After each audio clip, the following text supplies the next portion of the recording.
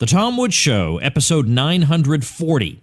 Prepare to set fire to the index card of allowable opinion. Your daily dose of liberty education starts here. The Tom Woods Show. Folks, I don't know what your problems are, but I can't imagine you have any that couldn't be solved by a free ebook from me. These books help you win debates, and they're fun to read. Check them out at tomsfreebooks.com.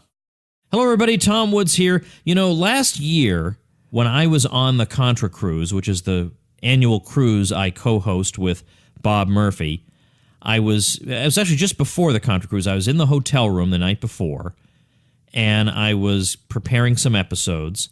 And I remember I prepared an episode where I took a lecture from my libertyclassroom.com website, and I made that into an episode of the show because I had so many episodes to cover while I was gone. Well, I'm out of town right now, and I've recorded about the last, 817 episodes or something in advance so that I could go out of town.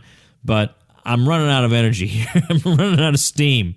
So I'm going to treat you to another free sample from Liberty Classroom. This is a really good one, though, because this has got some terms in there that a lot of people hear thrown around, but they're not so sure they could really define if they had to. And what we're going to do here is I'm going to have Jason Jewell, who's been on this show before, walk you through part of his course on the history of conservatism and libertarianism at Liberty Classroom.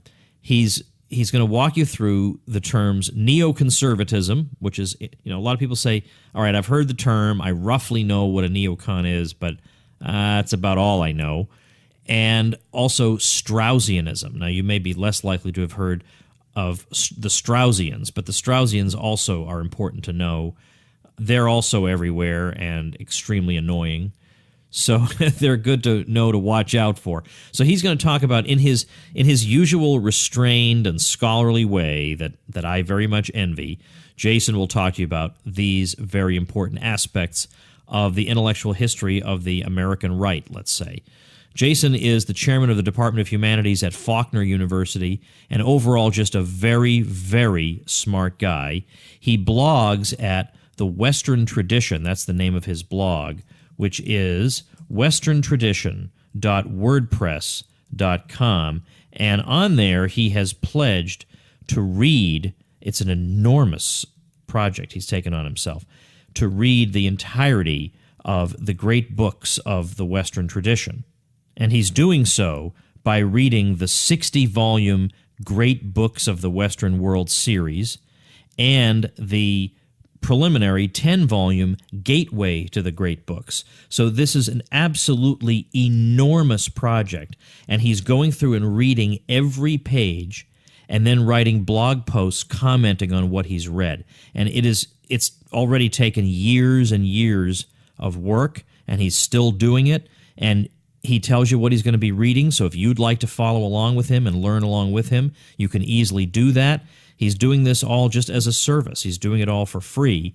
So if that interests you, check out westerntradition.wordpress.com. I'll link to that at tomwoods.com/940, which is the show notes page for today. And, of course, you should join libertyclassroom.com. It's my flagship product. It's the history and economics they never taught you, that you can hear in your car or wherever you are, whenever you are, on whatever device you want, while you're driving around or whatever, and you can learn the real stuff. So libertyclassroom.com, get yourself a discount at libertyclassroom.com/coupons. All right, here we go. Here, for your listening and intellectual pleasure, is Jason Jewell. Hi, and welcome to Lecture 24 of A History of Conservatism and Libertarianism. This lecture is titled The Straussians and Neoconservatives. We're going to begin the lecture by examining the figure of Leo Strauss, an important political philosopher whose thought ended up having an influence on the conservative movement. We'll talk a little bit about his most influential followers, and then we'll turn to the neoconservatives. Now, I should say at the outset here that Straussians and neoconservatives are not necessarily the same people. There is a tendency among some conservatives and libertarians to sort of conflate the two, to talk about the Straussians and neoconservatives interchangeably, but they are different groups of thinkers. There is some overlap among their ideas, and hopefully as we go through the lecture, some of that will become a little bit clearer. But we'll begin by talking about Leo Strauss and then say a little bit about the circumstances of the 1960s that lead this group of leftists to move to the right on the political spectrum and become known as neoconservatives. Neoconservatism can really be understood as a right-wing branch of liberalism in some cases, and we'll see as we get further into the lecture how there are serious differences between the neoconservatives and the more traditional conservatives, whether you want to talk about the traditionalist strand of conservatism or the libertarians. But we'll look at a few of the leading neoconservative figures, and I'm not going to go all the way into the conflict that eventually develops between the neoconservatives and other groups on the right in the post-Cold War period. I'll refer to some of those conflicts in a later lecture. All right, so we'll start with Leo Strauss, whose dates are 1899 to 1973. Strauss was a political philosopher, a political science professor at the University of Chicago. And remember that we've seen several figures who are at the University of Chicago at one point or another in the mid-20th century. Hayek was there, Richard Weaver was there. We already mentioned also Robert Hutchins and Mortimer Adler, who were important in getting the Great Books movement started. Well, Strauss is interacting with several of these other figures, and he brings an emphasis which was really unusual in the mid-20th century in the field of political science, bringing an emphasis to classical political philosophy. And Strauss wrote a lot about the idea of natural right, the natural law tradition. But Strauss argued that there was a significant break between the ancient political philosophers such as Plato and Aristotle and the modern political philosophers, who he started tracing the modern political philosophy with Machiavelli and then developing through other figures such as John Locke. Now, in Strauss's view, the ancient political philosophers were superior to the modern political philosophers. And again, this was a very unusual view. But for Strauss, the big difference between the two groups was that the ancients focused on ideals. Someone like Plato, for example, would spend a lot of time trying to figure out the ideal political system, fully recognizing that this ideal could probably never be implemented in the real world. But Strauss believed there was a great value for a political philosopher to spend time contemplating ideals and to try to figure out what is the absolute best way to organize political affairs. So there's this idea of the ought. What ought a political system look like, even if we can never quite get there because of the failings of human nature? On the other hand, Strauss believed that the modern political philosophers started with Machiavelli, kind of lowered their sights, so to speak, and didn't contemplate what the best possible system was. Instead, they simply took the world as they found it and said, how can we maneuver the best within this environment? And Machiavelli, according to Strauss, sort of paved the way for philosophers like Hobbes and Locke, for whom the goal was simply a kind of comfortable self-preservation. So let's just try to arrange things so that we can live comfortable lives the best we can. And that's something that falls short in his view of the vision of the ancient philosophers like Aristotle, who would say, the political community is there to try to help the citizens towards virtue, some higher goal. So Strauss believed that, philosophy had taken a wrong turn with Machiavelli. Now, Strauss stressed the reading of the great books, particularly in political philosophy, but he had a particular way of reading and interpreting the great books, and this kind of sets him apart from Mortimer Adler and some others. Strauss said, yes, we want to do close reading of the great books, but Strauss wants to sort of decontextualize these books. In other words, you don't pay attention really to the historical context of the works. In fact, if you pay attention to the historical context, you're going to misread the great books, because the great books are these timeless things. And the writers of the great books, like Plato, were not reflections of their own time and space. They were sort of these transcendent figures who helped to bring in completely new ideas that then influenced later generations. But those great authors themselves are not really influenced by their own historical circumstances. Well, obviously, this is a very debatable proposition, but Strauss said that we just want to focus on the text itself without really consideration of historical context. This has a lot of overlap with that new criticism in literary theory that I've mentioned a couple of times in previous lectures, and that also is very influential in the middle of the 20th century. So Strauss believed that if you were paying attention to historical circumstances and the context in which these great works were written, that you were guilty of historicism, and that you were not going to really appreciate the truth with a capital T that is manifested in these great works. Now, this has always been a controversial contention among historians, because by denigrating the idea of historical context and tradition by extension, Strauss is attacking Edmund Burke, who, of course, is a very significant figure in conservative thought. But in Strauss's view, if you take Burke's position that political forms should be organic and grow out of the shared experience of a people, then you're cutting yourself off from appreciating the great contributions of a philosopher like Aristotle. And he says, you're on the road to a sort of Hegelian progressivism. And for Strauss, this was a horrible thing. And moreover, when you take that view of historicism, in his opinion, you are inviting these kind of radical critiques and rejoinders by figures like Friedrich Nietzsche or Martin Heidegger in the 20th century, who are, I don't really want to go into Nietzsche and Heidegger here. I mean, I could really get off the rails trying to explain the philosophy of those guys.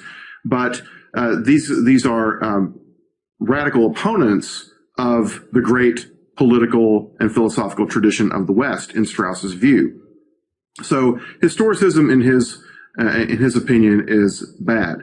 Now, this some of Strauss's followers could take this idea of attacking historicism to an extreme degree. I mean, I've heard stories of people who have gone to Liberty Fund conferences and other kinds of gatherings where some Straussian will accuse one of the members of the discussion of being a historicist, simply because the other person had said, we need to understand, when that writer from this earlier century used this particular word, it's important for us to understand what that word meant to the people who used it in that particular time. And this invites the accusation of historicism. Well, to any trained historian, I mean, obviously, you do have to pay attention to the historical context and the meaning of words in their historical context.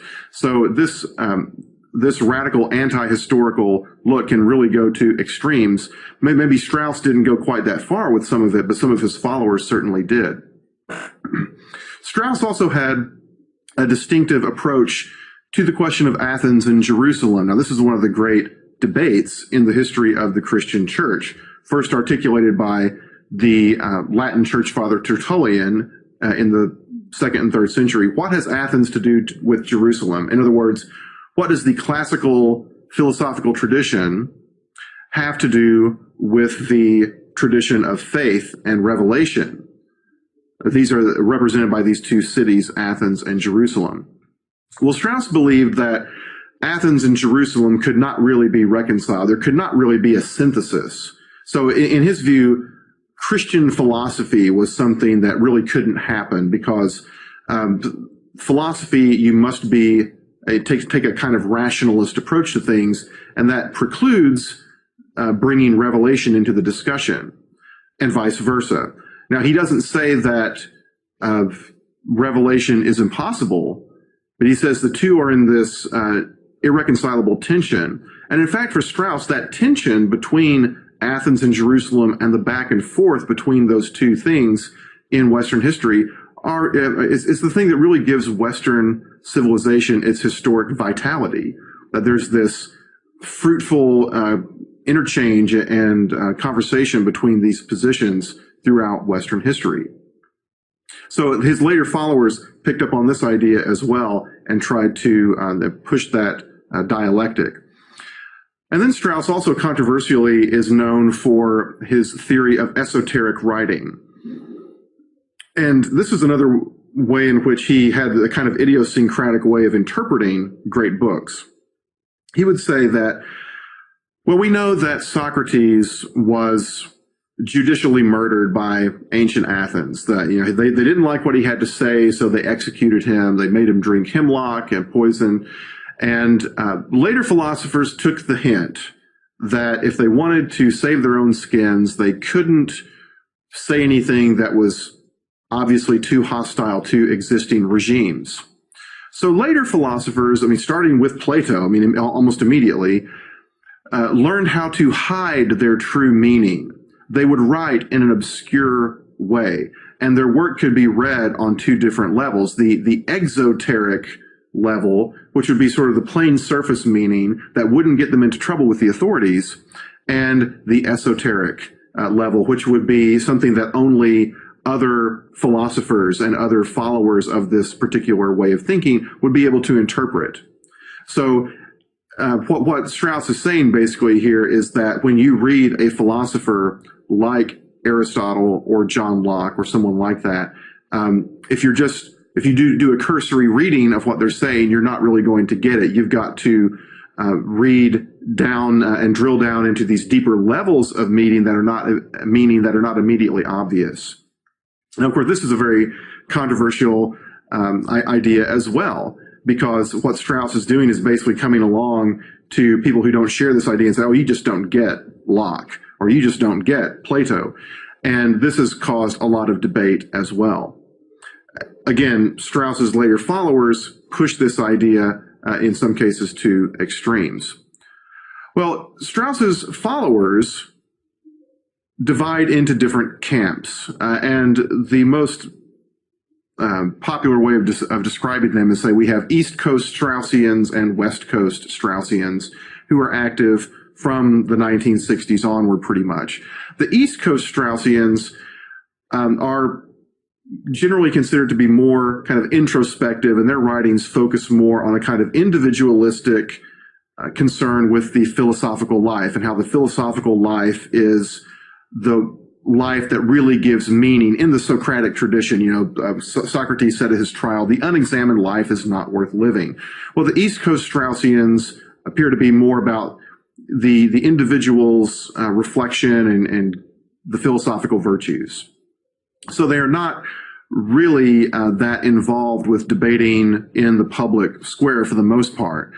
The best known East Coast Straussian is Alan Bloom, whose dates are 1930 to 1992. And he did make a big splash in the 1980s with his book, The Closing of the American Mind, which is considered to be, by a lot of people, to be a classic of cultural commentary. The West Coast Straussians are the ones who have been a lot more controversial, particularly among other conservatives and libertarians, because the West Coast Straussians are more obviously political. And they take Strauss's idea of this tension between the modern and the ancient philosophy and apply a lot of it directly to the United States.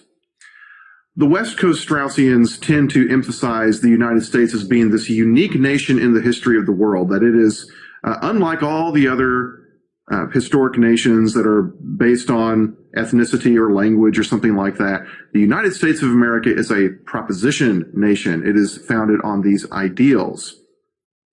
Now, Harry Jaffa is the most significant of the West Coast Straussians. He taught at Claremont McKenna College in California. His dates are 1918 to 2015.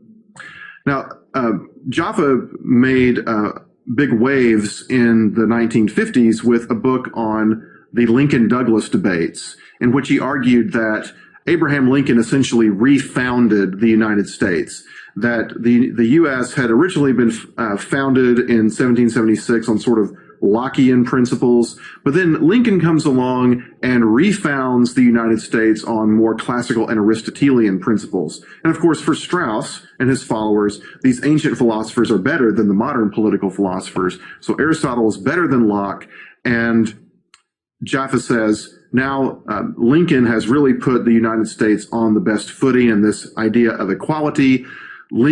Jaffa talks at great length about how equality is really a conservative principle. And of course, the entire thrust of the conservative tradition up to that point, with figures like Russell Kirk, Murray Rothbard, also from the libertarian side, would say that no, people are not created equal. Egalitarianism, in Rothbard's words, is a revolt against nature. But here is Jaffa saying, no, equality is a conservative value. So this is a very controversial idea on the right. Later on, Jaffa came back and wrote another book in which he tried to push this Aristotelian understanding of the founding documents even further back to the founding. He argued later that the founding fathers would not have read John Locke esoterically, the way Strauss interpreted him. Instead, they would have interpreted his exoteric meaning, which would have made the founding fathers read Locke in a more Aristotelian way. So he tries to claim the founding fathers as part of this egalitarian vision as well. So again, a very controversial figure, but this influence of Jaffa and his followers has been very significant on the mainstream American conservative movement in the later part of the 20th century, because the idea of liberal democracy becomes more and more prominent in the writings of Straussians and neoconservatives, in opposition to the earlier conservative emphasis and libertarian emphasis on the American founding as a constitutional republic that was not a democracy. So the preservation of the hierarchies and the role of the states and all that, Jaffa and his followers want to sort of steamroll all of that and just say, no, we've just got the one big United States of America that's founded on these glorious propositions of all men are created equal, and so on. So this has caused a lot of infighting on the right, and from the later part of the 20th century up until the present. Okay, so with those Straussians out of the way, at least for the moment, let's turn to the 1960s and the circumstances that gave rise to the neoconservative movement. In the early 1960s, of course, the conservatives are very much on the defensive in a number of ways. The civil rights movement is one that most conservatives were not on board with. National Review was quite critical of the civil rights movement, although the National Review writers did really wrestle with the question of civil rights, but they ultimately came down on the position that we've got to give respect to the traditional structure of Southern institutions, and we've got to maintain order and that sort of thing. There's also the conservative position, which is one that libertarians shared along with Barry Goldwater in the 1964 candidacy, that acts like the Civil Rights Act of 1964 are a tremendous extension of federal power, which, in addition to being unconstitutional in all likelihood, is one that is likely to pave the way for more federal intrusions into the lives of ordinary everyday citizens. And this is the harbinger of something much worse to come down the road. So conservatives are on the defensive during the civil rights movement, and then they are unable to stop the passage of some of the Great Society programs during the Johnson administration, particularly the passage of Medicare and the passage of the various welfare programs that began to transfer direct cash payments to people who are considered to be below the poverty line by the federal government. So the conservatives are, again, very suspicious of the growing federal involvement in these areas, and also they are concerned that this is going to have harmful social effects, that it's going to remove incentives for work and encourage indolence and the like. But by the late 1960s, some of the social trends are providing conservatives an opportunity for a counterattack. We've got the black radicalism, the Black Panthers and so on in the late 1960s, the New Left and the violent student protests, not only in America but in Europe as well. And this is one of the things that, of course, leads to the election of Richard Nixon in 1968 as president on a sort of law and order platform. Now, the conservatives did not like Nixon for the most part. They knew he was not one of them, despite his anti-communist credentials. But they said that, well, probably Nixon, may end up being better than whoever the Democrats would have put up there in 1968, particularly the conservatives who were in favor of waging the Vietnam War. They certainly thought that Nixon would be better than Eugene McCarthy or whoever else the Democrats managed to put up. So they said that it was becoming increasingly clear that leftist policies in the 1960s had led to this social turmoil, had led to all of these problems, and that this is giving us an opening. So this brings us to the neoconservatives. Now, neoconservatism is represented by another group of leftists who defect over to the right. Now, we had the anti-communist leftists coming over in the 1940s and early 1950s, the figures like James Burnham. Well, this is another group of leftists. They're coming over in the late 1960s and early 1970s, about 20 years later. And many of these guys were people who had attacked the so-called new conservatives in the 1950s. They had written books and articles saying these conservatives like Russell Kirk, William F. Buckley, these guys are messed up in the head. We need to psychoanalyze them because obviously no sane person could advocate the things that they're advocating. But then these liberals became disillusioned by the various policy failures, particularly on the domestic front in the 1960s and 1970s.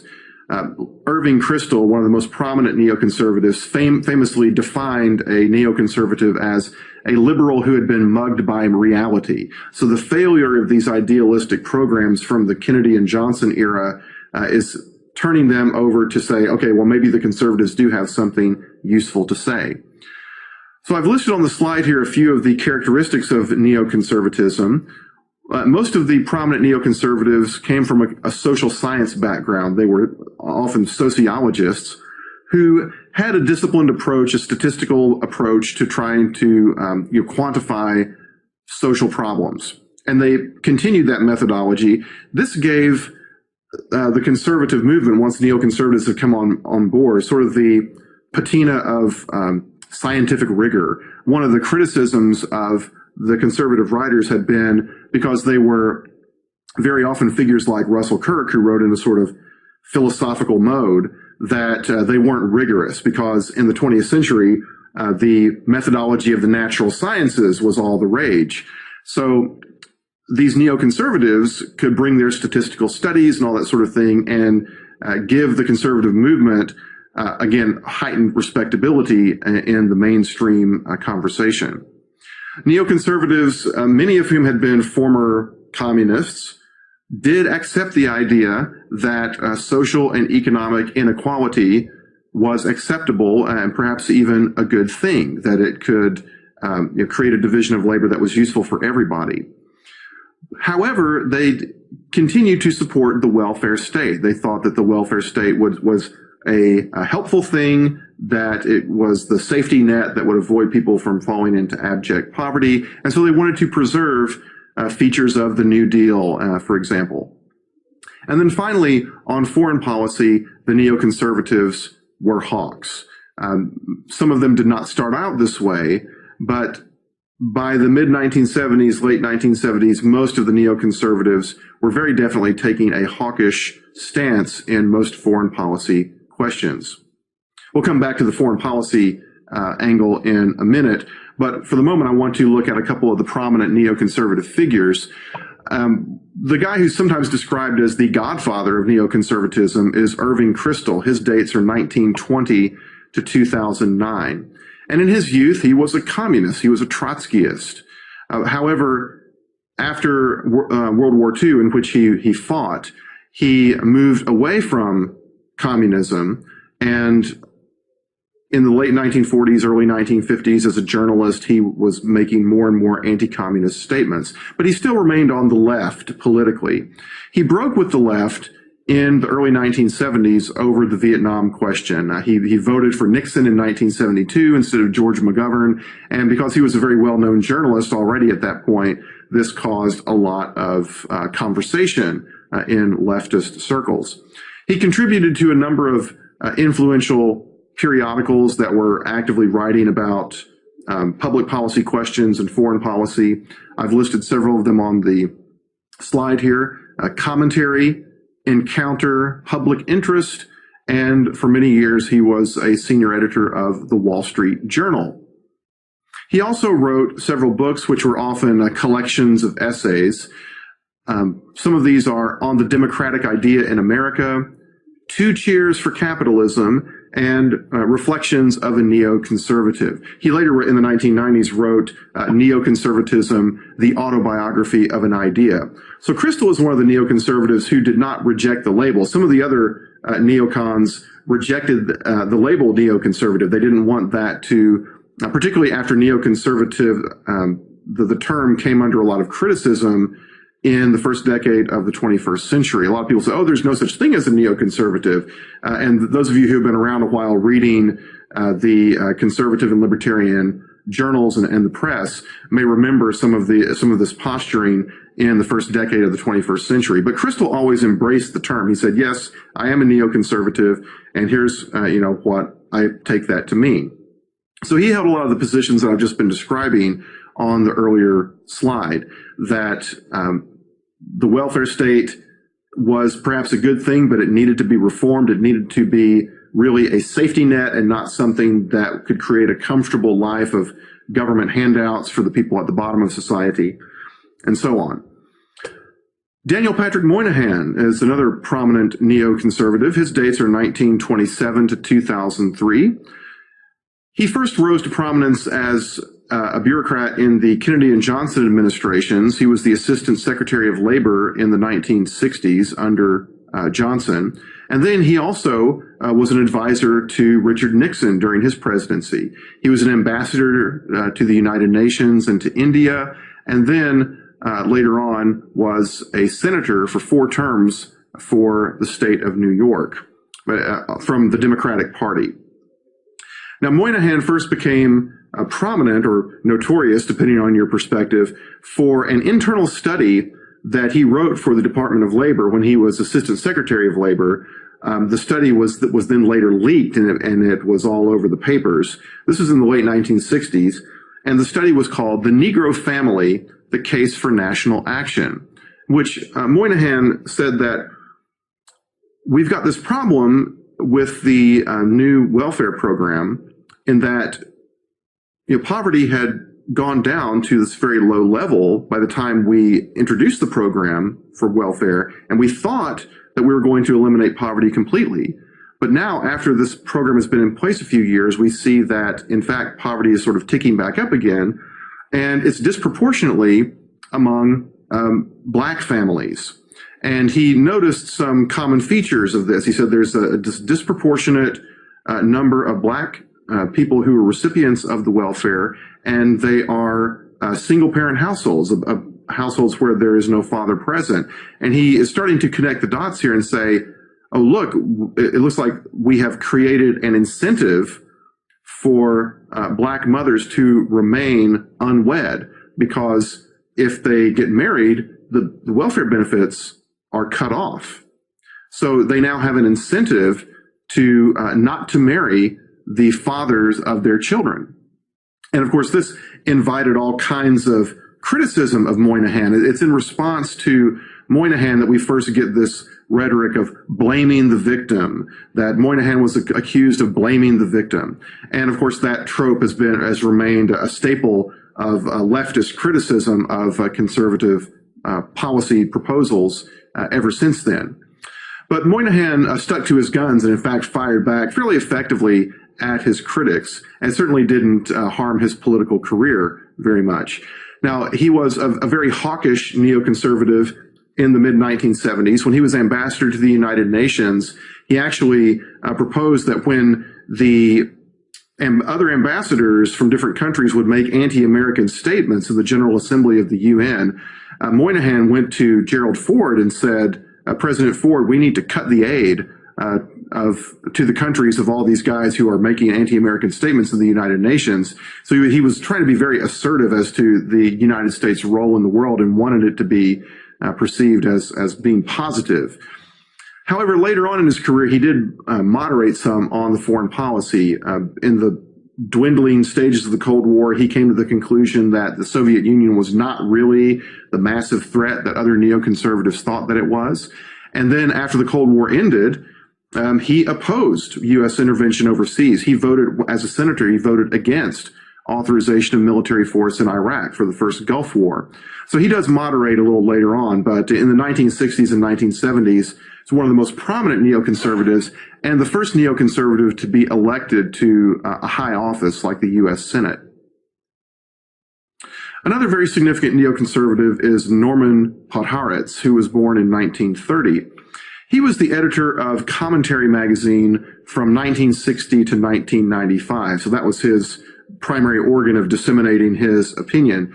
Started off on the left again, but moved right in the mid-1960s, and is best known for his jabs at the left. The books that he wrote, particularly the most famous one is called Making It in the late 1960s. It's kind of an expose in which he said, look, I'm happy to be an American. I'm happy that my talents have brought me success, that I'm a fairly well-known guy and that I've been financially successful. And he says that there are all these people on the left who posture a lot about not caring about money and not wanting to, not placing a value on material success. He says they're all lying. They're all hypocrites. And so he attracted a lot of criticism for that, but he was sort of pulling the rug up, lifting up, or pulling the lid off, I should say, and saying, look in here, you know, these guys on the left who make all these statements about their piety and their embrace of simplicity and all that, it's all a lie. And then later on, he wrote other books. Two of them were called Breaking Ranks and Ex-Friends. You can tell from the title there that he's talking about his history with people on the left and saying that, you know, these liberals who I used to consider my friends, they've all kind of excommunicated me now because I am willing to tell the truth about their hypocrisy and so on. So, of course, this was all very pleasurable reading for conservatives in the 1960s and 1970s.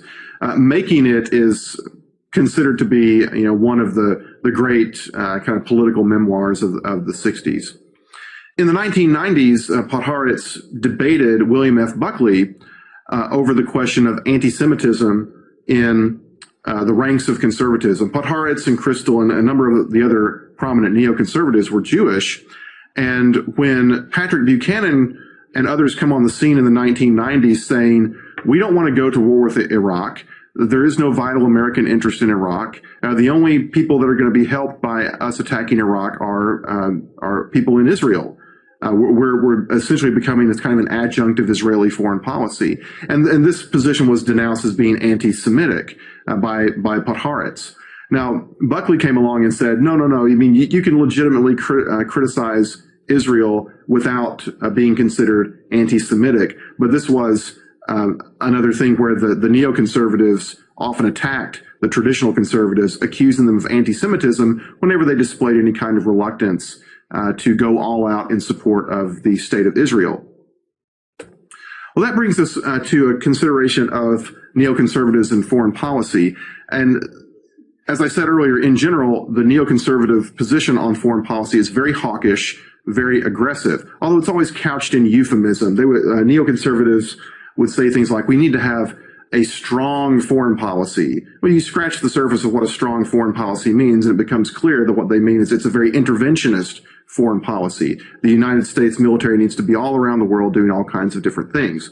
And one of the bedrock positions of neoconservatism is, as I've mentioned, the United States must support Israel, must always intervene on behalf of Israel whenever it gets into a conflict in the Middle East. Part of every single issue of commentary was devoted to what's happening in Israel and what the United States ought to do for Israel. In the 1980s, when we had, and 70s, I should say, the neoconservatives were writing a whole lot about Iran and Iraq. Of course, in 1979, we had the Iranian Revolution, where the Shah, the ruler of Iran, who had been supported by the United States government for a number of years, fell and was replaced by Islamic fundamentalists. And this leads to the Iran-Iraq War. As you may know, Saddam Hussein in Iraq was our guy during the Iran-Iraq War because we were angry with Iran for overthrowing our guy, the Shah. But the neoconservatives were always there monitoring the situation and saying, here's what we need to do now because this will be the best thing for Israel. And whenever, as I said, there seemed to be any possibility of the United States government wavering with its commitment to advancing the interests of the state of Israel, the neoconservatives were quick to jump on and say, no, we've got to help out Israel. The neoconservatives were also very anti-communist and very hawkish in their anti-communism. Although some of the neoconservatives had not really been big proponents of the Vietnam War, after Saigon fell in 1975, and the stories about Pol Pot and Cambodia and the genocide and all of that were coming out, many neoconservatives said, well, whatever the failings of the United States were in Vietnam, the people there were much better off with us there than they were after we left. So they said that we can't trust that any of these other hotspots around the world will resolve themselves in a beneficial way if the United States stands back and doesn't take an active role. With the Carter presidency, the neoconservatives were critical of the emphasis on human rights as an important determiner of foreign policy. So they criticized Carter's partial withdrawal of support for the Shah in Iran and said that, no, we should have kept on backing the Shah and stopping him from being overthrown in 1979. And when Carter was trying to ease up on some of the regimes in the communist bloc that seemed like they might be improving the human rights situation, the neoconservatives said, no, we've got to stay strong in our anti-communism. The neoconservatives argued against the SALT agreements, the strategic arms limitation talks of the 1970s. And Jeane Kirkpatrick, one of the prominent neoconservatives, formulated a distinction between authoritarian and totalitarian regimes that the neoconservatives would often use in the 70s and 80s. Kirkpatrick said, the United States can never be nice to totalitarian regimes like the Soviet Union. But there are other regimes out there that are maybe unsavory to some extent, but not totalitarian. Maybe they're simply authoritarian regimes. They have some kind of military strongman in power, and he doesn't give his citizens full civil liberties, but it's not a totalitarian state. And if we can make a deal with those kinds of regimes that will aid us in the worldwide struggle against communism, then we should do that. So particularly in places like Latin America, El Salvador, Nicaragua, that had these military dictatorships, the neoconservatives would say, well, we just need to hold our nose and support these guys, particularly if they have communist or socialist revolutionaries active within their borders, because we certainly cannot tolerate any more communist or socialist states in the Western Hemisphere. So that was how the neocons approached foreign policy. Okay, so to sum up this lecture, we've got two forces that have an influence on the conservative movement that we've discussed.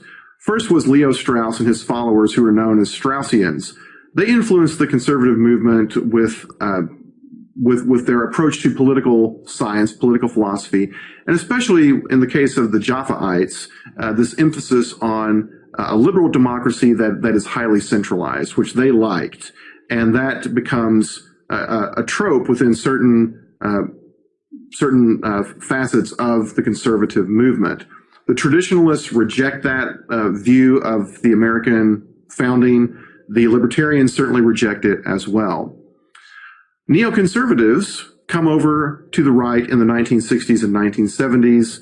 Their expertise is on social issues. They do a lot of statistical studies that help to make the case for reform of the welfare state, although the neoconservatives don't want to get rid of the welfare state entirely. And then the neoconservatives also come to be influential in foreign policy discussions, and particularly with the anti-communist position of the conservative movement, and also bringing in this emphasis on that the United States must support the state of Israel. Thanks for watching. All right, that is the great and heroic Jason Jewell, whom I need to get back on the show. We got to get Jason Jewell back. All right, well, anyway, man, I'm tired from recording all these episodes in advance, so I'm going to go to sleep now. It's after 3 o'clock in the morning, the day that I'm doing this, so I should probably get in bed so that I can accomplish something tomorrow. So instead of just talking aimlessly here, I think I'm going to go do that. And I'll see you, tomorrow. Become a smarter libertarian in just 30 minutes a day. Visit TomWoods.com to subscribe to the show for free, and we'll see you next time.